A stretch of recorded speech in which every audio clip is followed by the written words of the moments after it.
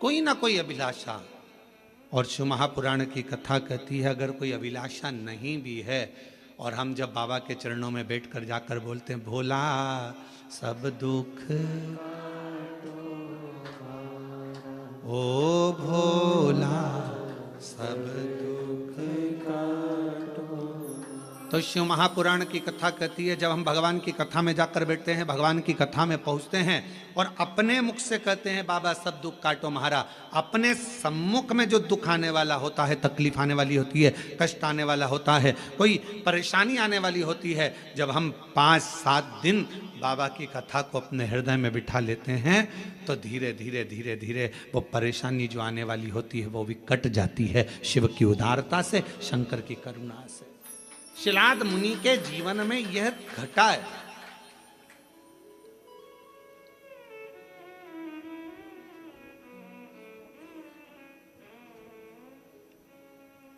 देखिए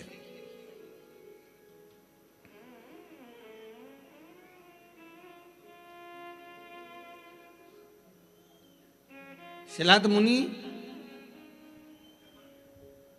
धर्मपत्नी ने कहा कि औलाद का, शिलाद मुनि ने सोचा कि मेरे वंश में, मेरे परिवार में, मेरे कुटुंब में आगे चलकर तर्पण, पिंडदान, तिलांजलि कौन करे, कोई है ही नहीं। तब करा और पहले शिलाद मुनि ने भगवान शिव जी का तप कर कर भगवान शंकर से वर प्राप्त करना चाहा। शंकर भगवान को आप बुलाना चाहते हो वो आएंगे, बिल्कुल सरलता में आएंगे और बड़ी सहजता में आएंगे। पर मेरे शिव जी कभी भी अपने असली स्वरूप में नहीं आते। अच्छा एक बात बताओ रे कोरबा की जीजियों, अगर मेरे शंकर भगवान जटा लगाकर, गले में सांप डालकर, चंद्रमा लगाकर,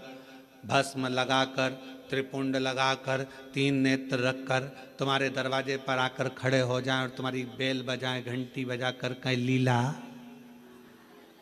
अरे ओ कमला,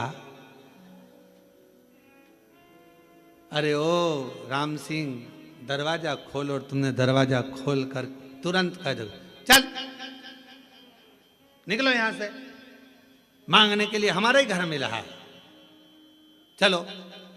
और भगवान शंकर कहे मैं भगवान हूं, मैं तुम्हें देने आया हूं, इतने में भी तुम्हें विश्वास नहीं होगा, हाँ ये देगा, रहने दे, चल जाओ यहां से। शिव जी कहते हैं मां पार्वती जी से जैसे जैसे सतयुग जाता है, त्रेता युग जाता है, द्वापर जाता है, कलयुग जैसे बढ़ता चले जाता है, जैसे कलयुग में कलयुग की वृद्धि होती चली जाती है, बढ़ते चले जाता है, और कलयुग के लोग जितने ठाट से रहना आप जानते हैं, तो शंकर भगवान कहते हैं मैं अपने असली स्वरूप में कलयुग में कभी नहीं जाता, मैं अपना रूप बदलकर किसी ना किसी का रूप रखकर जाकर उसका दुख काट देता हूं, उसकी तकलीफ काट देता हूं।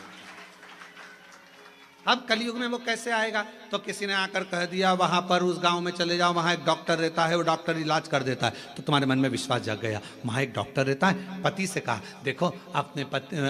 मेरे को दिखाने के लिए आप उस डॉक्टर के पास, बताने आया था कोई, रूप बदल कर आया था कोई, तो उसने वहां तक पहुंचा दिया, वहां पहुंचे, वहां से फिर आगे चले, फिर आगे।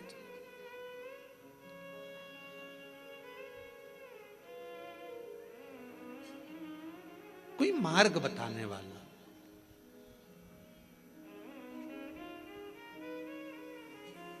आज से शिव महापुराण की कथा आपने जब से सुनना चालू करी है, कोई ने 5 साल, कोई ने 4 साल, कोई ने 8 साल, कोई ने 10 साल, कोई ने 15 साल, जितने साल से आप सुन रहे हो, पहले आप कथा सुनते थे पर ऐसा नहीं कि नहीं सुनते थे, पर शिव पुराण नहीं सुन पाते थे। शिव महापुराण की कथा जब से आपने सुनना चालू करी, ईमानदारी से अपने हृदय पर विचार कर कर बताना, क्या हम लोग जानते थे कि शिवजी पर 1 लोटा जल चढ़ाने का इतना फल हो सकता है, बेलपत्र खाने का इतना फल हो सकता है कि कैंसर जैसी बीमारी हो, थायराइड हो, बीपी हो, शुगर हो, लीवर किडनी की प्रॉब्लम हो, वो भी समाप्त हो जाती है। कभी ऐसा विचार करा था कि इतना फल एक बेलपत्र में क्या इतना फल, श्री शिवाय नमस्तुभ्यम में क्या इतना फल हो सकता है? और अभी तो कितना सुंदर है सावन का महीना, और वो महीना जो भगवान शंकर को सबसे ज्यादा प्रिय है, बहुत प्रिय। कारण मां सती, मां उमा, मां कात्यायनी, मां कुष्मांडा, मां स्कंदा, मां महागौरी, जितनी जितनी माता पूर्व में हुई हैं, जो शिव जी के साथ में ब्याही हैं, शिव को जिन्होंने अपना बना लिया था, उन सभी माताओं ने सावन के महीने में शंकर भगवान को प्राप्त किया था। और शिव जी ने सावन के महीने में ही उनको अपना बना लिया था। और ये बात भगवान शिव ने स्वयं कही। स्वयं भगवान शंकर स्वयं नंदी से ये बात कहते हैं, नंदी मुझे श्रावण अति प्रिय है। नंदी ने पूछा क्यों? तो कहा इस श्रावण के महीने में मेरी अर्धांगिनियां मुझे भजती थी, उनको मैंने स्वीकार किया था। और यही श्रावण के महीने में चराचर जीव